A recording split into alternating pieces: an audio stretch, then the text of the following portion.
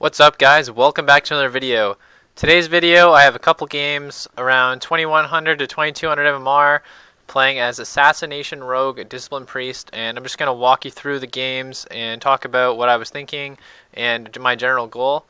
First off, for this game starting, you'll see that I actually have reinforced armor. I did mean to take sparring, but for some reason I didn't. Sparring is a very good option when you're against a Mistweaver and a warrior, as the Mistweaver is usually going to be Way of the Crane.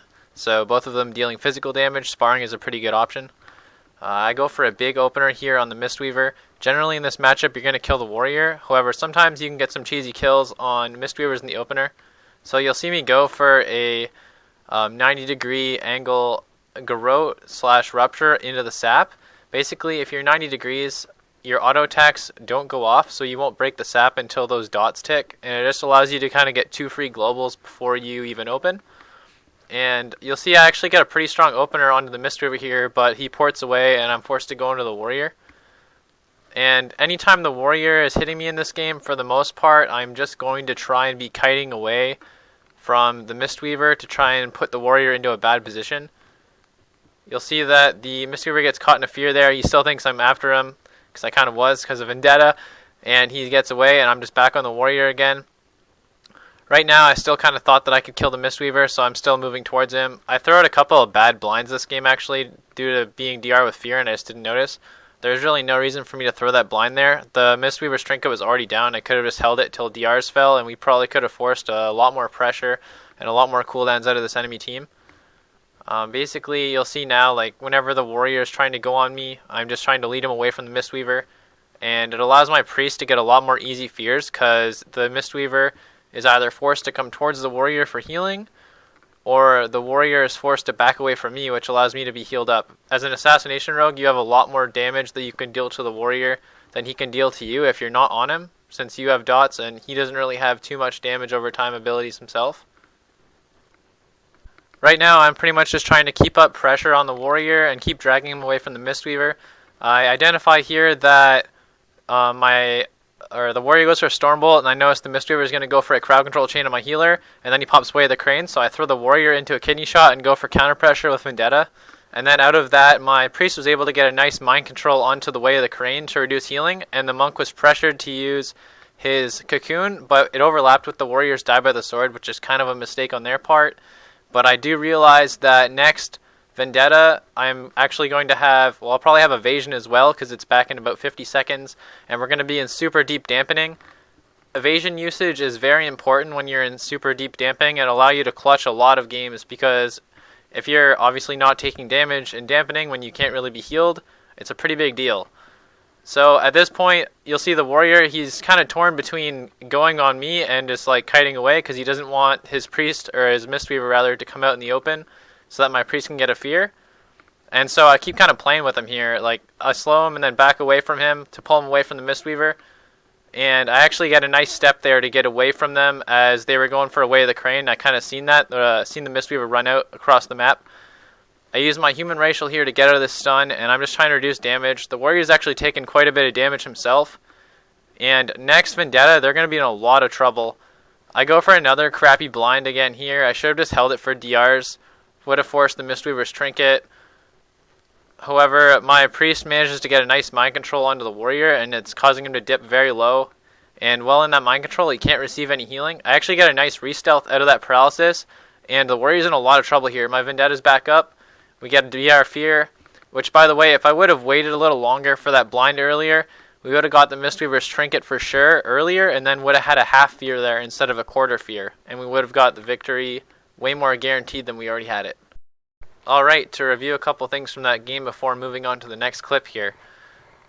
Do not be afraid to open on the Mistweaver, however, don't get hung up chasing him, as Assassination is not nearly as mobile as Mistweaver. When the warrior is hitting you, do your best to feint when he uses cooldowns, or feint and use Crimson Vial when your healer gets thrown into crowd control chains. Using Evasion appropriately during a warrior's cooldowns at very deep parts of dampening is very important, as it can allow you to steal games.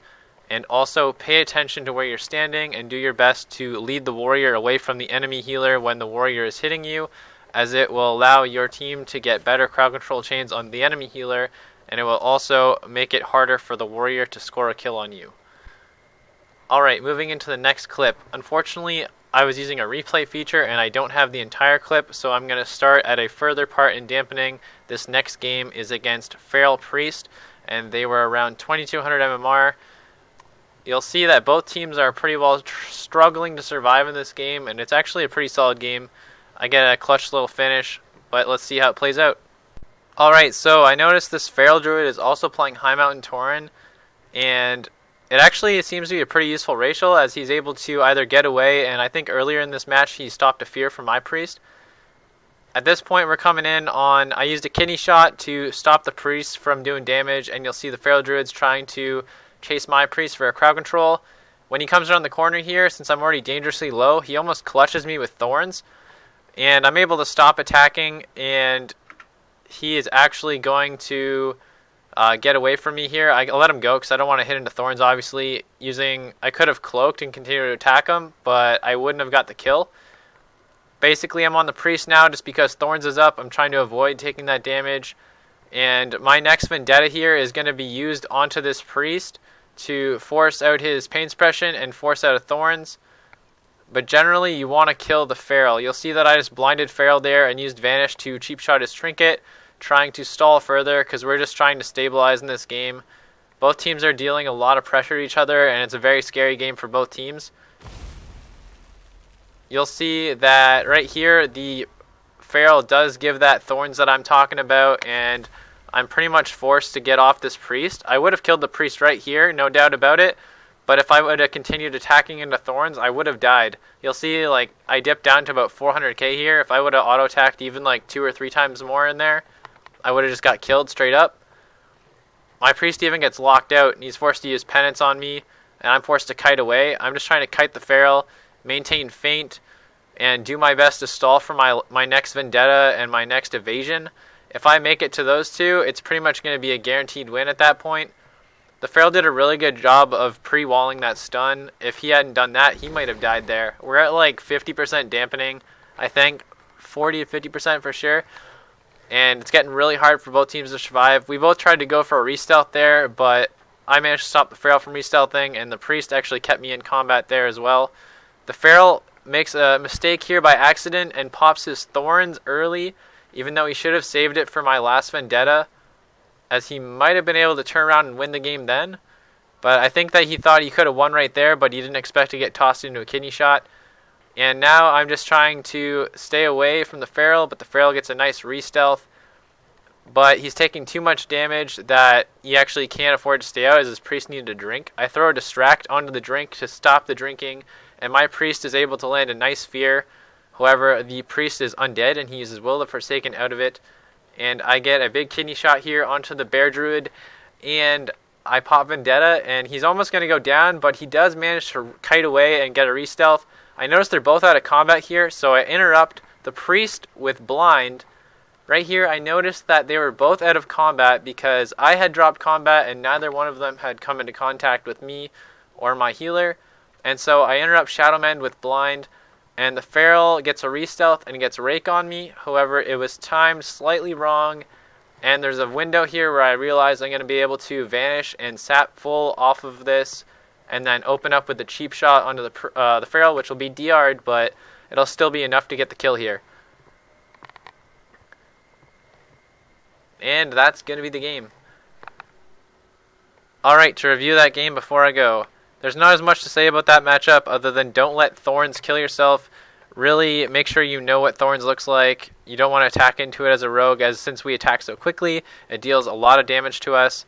Watch out for the Feral Druid's Incarn. If you're using voice, be communicating with your healer or whoever you're playing with to make sure that your healer or you are not going to die to Incarn, as it is the time when the Feral Druid is most likely to score a kill on you. It is a very powerful damage cooldown, and you should do your best to avoid it. Just try and keep up Feint and Crimson Vial when possible during crowd control chains on your healer and try to survive. And don't be afraid to kite away and try and drag the enemy Feral Druid into a bad position to make the enemy healer come towards you guys, and you can get a crowd control chain easier. That's all for now.